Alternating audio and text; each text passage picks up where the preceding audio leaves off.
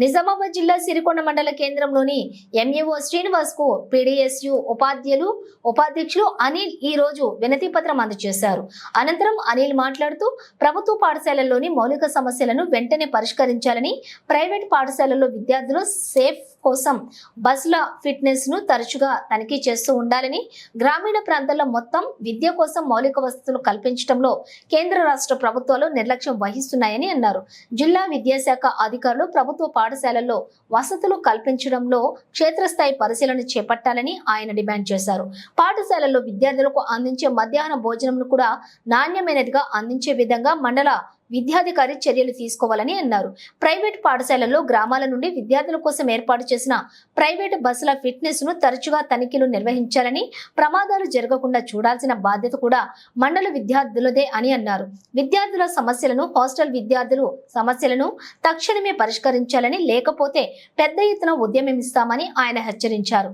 ఈ కార్యక్రమంలోని PDSU Bhimgal area convener K Ashish, విద్యార్థులు రాజేష్, రవీందర్, సాయిచంద్, సుశీల్, సురేందర్ తదితరులు పాల్గొన్నారు.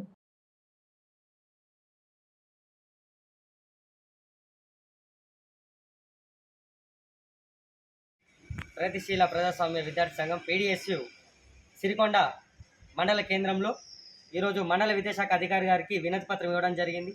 ఈ సిరికొండ మండలంలో ఉన్నటువంటి ప్రభుత్వ, ప్రైవేటు కళాశాలలో మౌలిక వసతులపైన ఎంఈఓ గారు ప్రతి పాఠశాలను సందర్శించాలి. అక్కడ ప్రభుత్వ పాఠశాలలో అమలవుతున్నటువంటి మధ్యాహ్న భోజన విషయంలో క్షుణ్ణంగా పరిశీలించాలని చెప్పేసి కోరడమైనది. అదేవిధంగా ఏ పర్మిషన్ లేకుండా, గుర్తింపు లేకుండా నిర్వహిస్తున్నటువంటి ప్రైవేట్ పాఠశాలలపైన ఎంఈఓ గారు చర్యలు తీసుకోవాలని చెప్పేసి మేము డిమాండ్ చేస్తూ ఉన్నాం. ఫీజుల నియంత్రణ, ఫీజులు తల్లిదండ్రులకు భారం అయిపోతూ ఉన్నది. ఆ ఫీజుల విషయంలో కూడా ఒక స్పష్టమైన నియంత్రణ తీసుకోవాలని ఎంఈఓ గారిని కోరుతూ ఉన్నాం. అదేవిధంగా పుస్తకాలు ఇప్పటి వరకు కూడా డిస్ట్రిబ్యూషన్ కాలేదు. పాత ప్రభుత్వం ఉన్నప్పుడు అప్పుడు ముఖ్యమంత్రి చంద్రశేఖర్ రావు, అప్పుడు మంత్రి సవితా రెడ్డి పేరు మీద ఉన్నటువంటి పుస్తకాలను పంపిణీ చేస్తూ ఉన్నారు.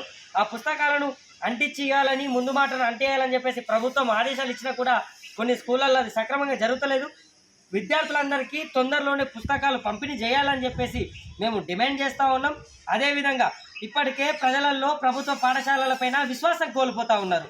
సరైనటువంటి టీచర్లు లేరు, ఎంఈఓ పోస్టు భర్తీ లేవు, టీచర్లు ఉన్నా కూడా మౌలిక వసతులు లేవు. కాబట్టి పాఠశాలల్లో పరిస్థితి దయనీయంగా ఉంది. కాబట్టి ఎంఈఓ గారు తక్షణమే ప్రభుత్వ పాఠశాలను సందర్శించాలి, అక్కడ జరుగుతున్నటువంటి అవకతవకలను పరీక్షించాలి, వారిని పర్యవేక్షించాలి, అక్కడ విద్యార్థులకు ఎలాంటి సమస్యలు లేకుండా చూడాలని చెప్పేసి మేము ఎంఈఓ గారిని కోరడమైంది. అదేవిధంగా ముఖ్యంగా మేము పీడీఎస్యు ఒకటి చెప్తా ఉన్నాం, ఎవరైతే గుర్తింపు లేకుండా ప్రైవేట్ పాఠశాలను నడిపితే కనుక వారిపైన చట్టపరంగా మేము పోరాటాలు చేస్తామని చెప్పేసి వాళ్ళకి తెలియజేస్తూ ఉన్నాం. నా పేరు అనిల్ కుమార్, నేను పీడీఎస్యు జిల్లా ఉపాధ్యక్షుడు.